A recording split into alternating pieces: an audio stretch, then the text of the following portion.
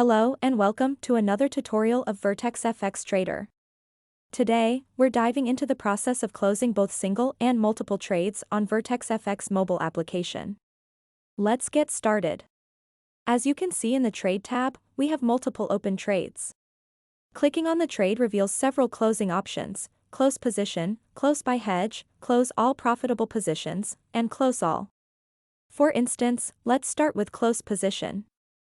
And we will try partial closing. Here, I executed the trade at a lot size of 0.02 and now want to partially close it, closing only 0.01. Watch as it gets closed, and you can still see the remaining trade size of 0.01. Now, if you wish to close all your trades in one click, just hit Select All and then Close Selected. And just like that, with one click, all your trades are closed. This is a powerful feature, incredibly convenient, and will prove to be extremely useful for you. That's it for this tutorial. Thank you for watching. Don't forget to like this video, subscribe and turn on the notifications.